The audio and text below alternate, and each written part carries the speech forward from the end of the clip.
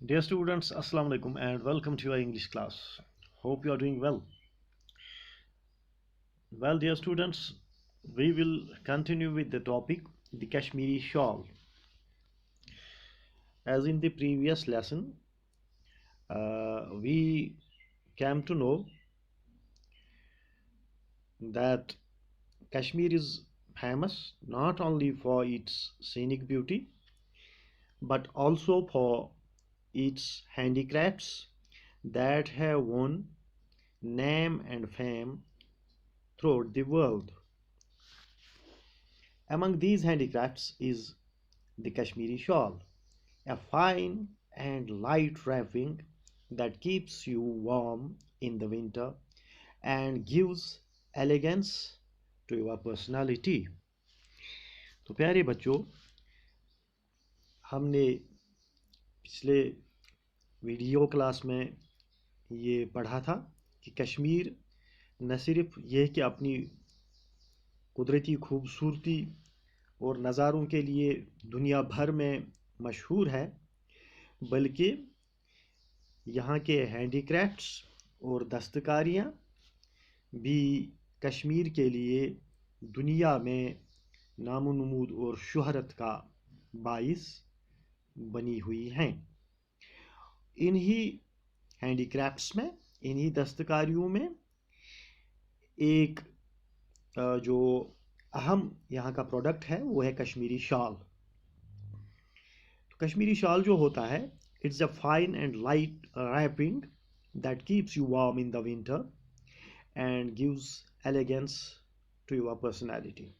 तो ये एक बहुत ही एक खूबसूरत और फाइन और हल्का सा एक ओढ़ने के लिए एक शाल होता है जो बहुत हल्का होता है, और लेकिन इसकी ये खुसूसियत है कि ये आपको विंटर्स में बहुत गर्म रखता है, ये बहुत गर्म होता है।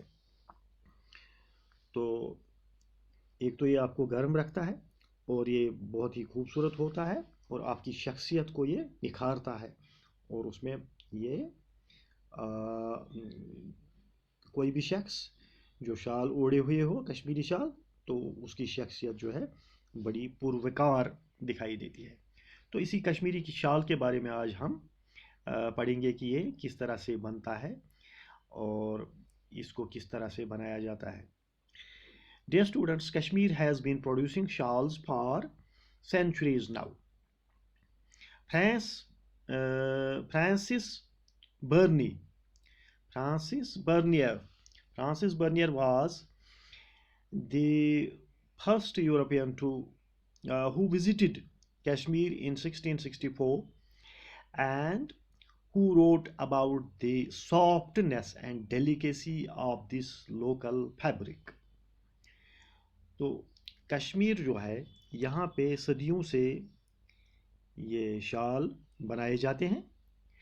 फ्रांसिस बर्नियर सबसे पहला यूरोपीय शख्स है जो 1664 में कश्मीर आया, और उन्होंने इस हल्के फुल्के और बहुत ही नरम और डेलिकेट कश्मीरी फैब्रिक के बारे में इन्होंने लिखा है, इस कश्मीरी शाल के बारे में। तो ज़रा देखते हैं कि उन्होंने क्या लिखा है। Dear students, as per the Francis Bernier, this is what he has written. These shawls are woven on hand looms by men and are about 2 meters long and 1.25 meters wide. तो ये जो शाल होते हैं कश्मीरी शाल, ये हैंडलूम्स पर यानी हाथ से चलाई जाने वाली जो वो उनकी लूम्स जो होते हैं जिन पे ये शाल बनाए जाते हैं, तो उन पे ये बनाए जाते हैं, बुने जाते हैं।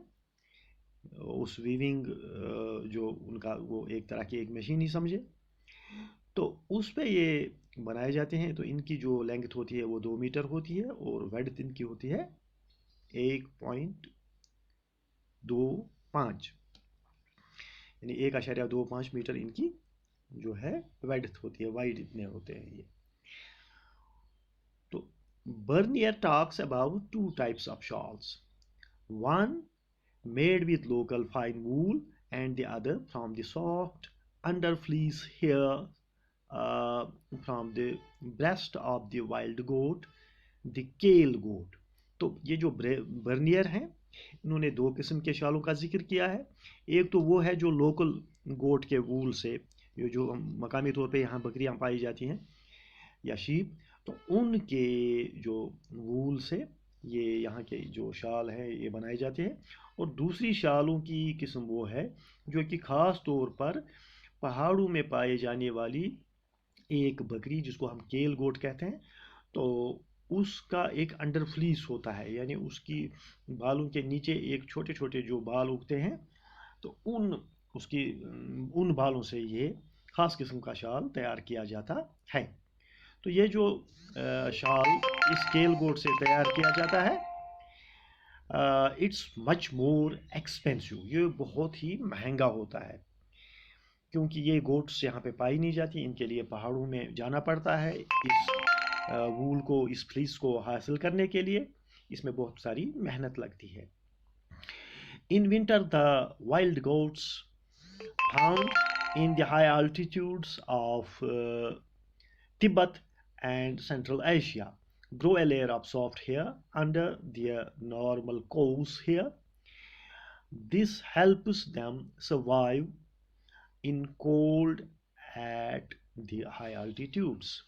ये जो पहाड़ी बकरियां होती हैं ये तिब्बत के पहाड़ों पे पाई जाती हैं, तिब्बत के इलाकों में और सेंट्रल एशिया के इलाकों में.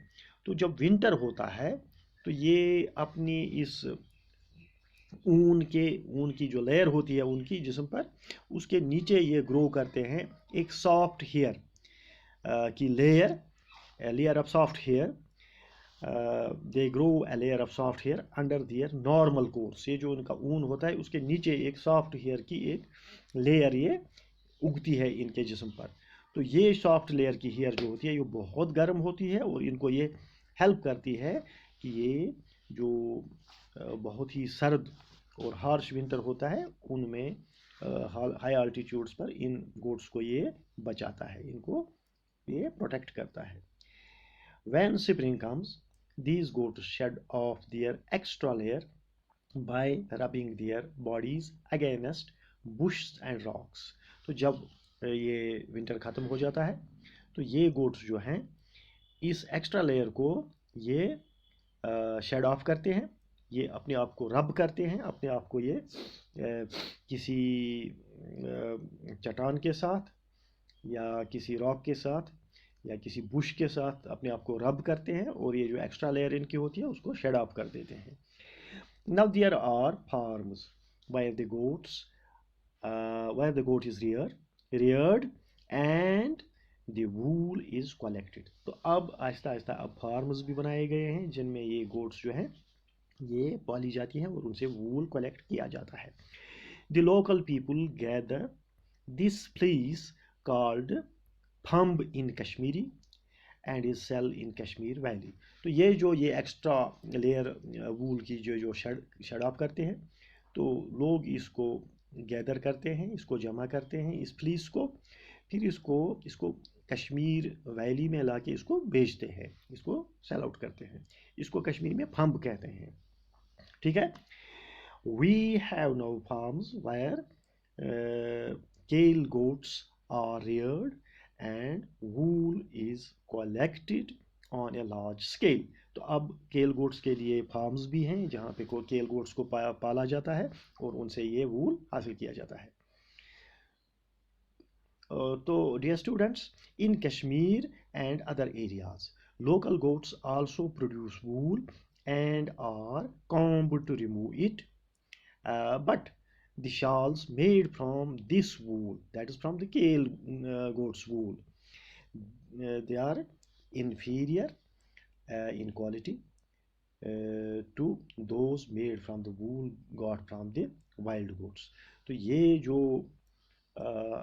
हम इन लोकल गोट्स से, ये जो लोकल गोट्स होती है यहाँ पे उनसे भी वूल हासिल किया जाता है, लेकिन उनका वूल वो वाइल्ड गोट के वूल से, जो केल गोट होती है उसके वूल से इन्फीरियर होता है لوکل گوٹس کا وول. تو یہ دو قسم کے شال بنائے جاتے ہیں. تو جو کیل گوٹ ہوتی ہے، وائلڈ گوٹ جو پہاڑوں پہ پائی جاتی ہے، تبت اور سینٹرل ایشیا کے ہائی الٹیٹیوڈس پر یہ پائی جاتی ہے، تو اس کے جو وہ ایکسٹرا فلیس سے جو شال بنائے جاتے ہیں، تو ان کو ان کا جو فیبرک ہوتا ہے وہ بہت ہی قیمتی ہوتا ہے، وہ بہت ہی سپیریئر ہوتا ہے. تو یہ شال جو ہے دنیا میں نمبر 1 مانا جاتا ہے. تو اب ہم اس کے آگے اس کی جو ہے آگے ڈیٹیل وہ ہم نیکسٹ ویڈیو کلاس میں پڑھیں گے. آج ہم یہاں پہ ہی اس کو کنکلوڈ کرتے ہیں. Thank you very much. Take care and good bye.